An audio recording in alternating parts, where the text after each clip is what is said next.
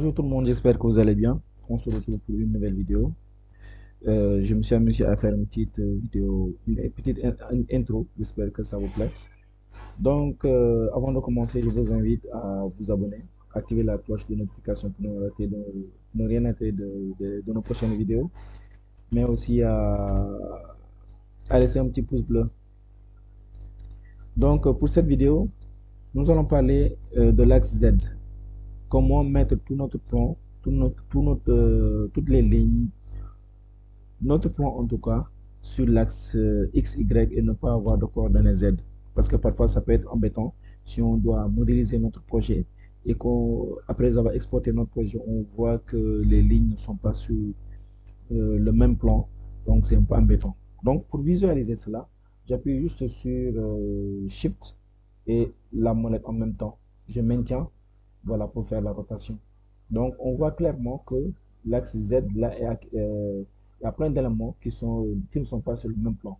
Donc, ce qu'on doit faire, c'est mettre maintenant tout- tous nos plans, toutes les lignes là, toutes les cercles, tous les cercles sur maintenant le même plan. Pour visualiser cela maintenant en termes de chiffres, voilà, on vient sur propriété. Il suffit juste maintenant de sélectionner une ligne. On va sur propriété. On voit que départ Z, cette ligne-là est sur le plan XY. OK? Par exemple, on sélectionne une autre ligne. On a, pour les polylignes, c'est élévation. Élévation, celle-ci est aussi sur l'axe Z. OK? On sélectionne une autre pour voir la élévation 0, ce qui veut dire que, voilà, on sélectionne une autre ligne. Voilà, enfin. Départ Z, on a des coordonnées. Et extrémité Z aussi, on a des coordonnées. Donc, ce qui veut dire que cette ligne n'est pas sur le même plan que les autres lignes qu'on vient de sélectionner. Donc, l'objectif maintenant, c'est de mettre toutes ces lignes-là de faire de sorte que au niveau de départ Z, on aura 0, et extrémité Z aussi, on aura 0. Donc, pour ce faire, il va falloir activer, déjà, il faut que je mets ceci sur le même plan. Voilà, en fait, sur l'axe. Je corrige l'affichage, d'accord? Et maintenant, il va falloir d'abord activer pour moi qui ne travaille pas avec l'option menu contextuel, il va falloir que j'active cette option-là. Je fais OP, entrée, et là c'est activé. Je fais OK, d'accord? Et la sélection me permettrait, avec sélection similaire, je l'ai expliqué dans une précédente vidéo, la sélection similaire me permet de sélectionner toutes les lignes ensemble. Et les polylignes seront sélectionnées ensemble. Les arcs de cercle aussi seront sélectionnés ensemble. Ça me permettrait maintenant de changer les coordonnées. Si polylignes et lignes sont sélectionnées ensemble, on n'aura pas cette donnée-là en fait. C'est pour cela qu'il faut actuellement. Bon, je vais le garder affiché.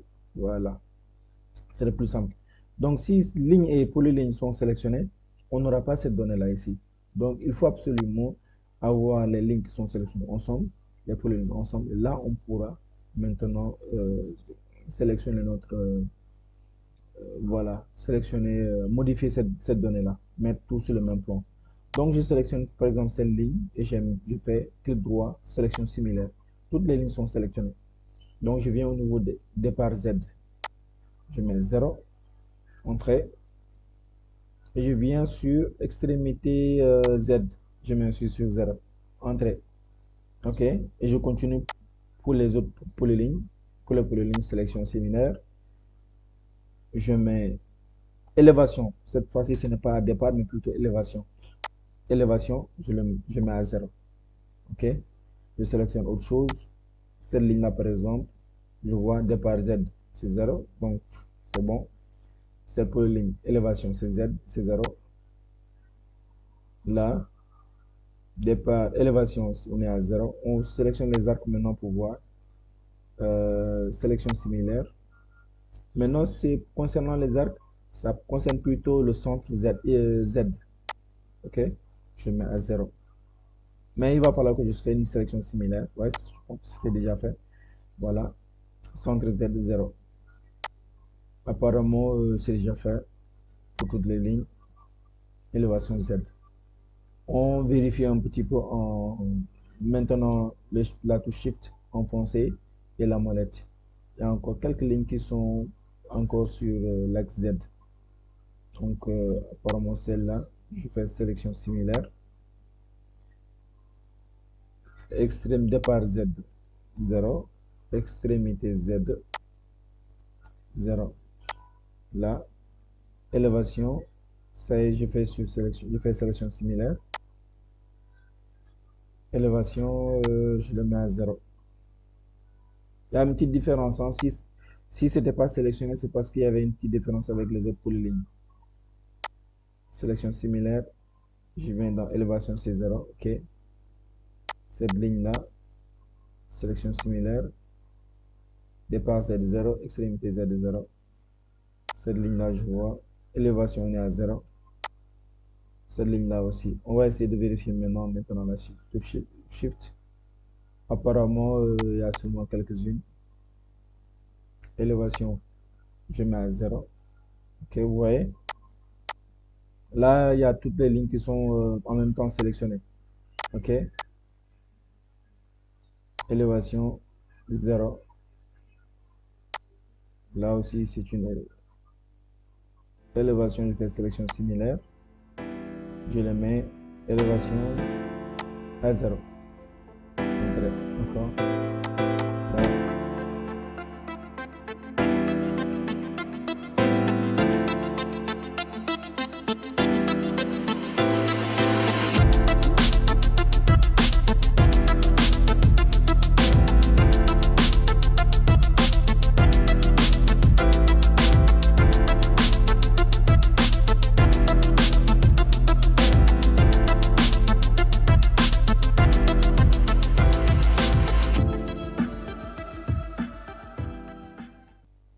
Élévation 0.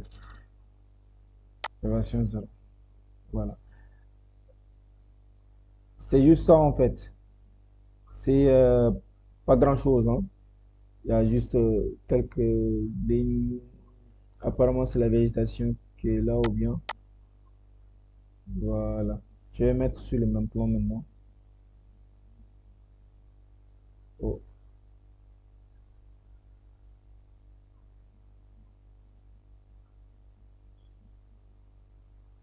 D'accord.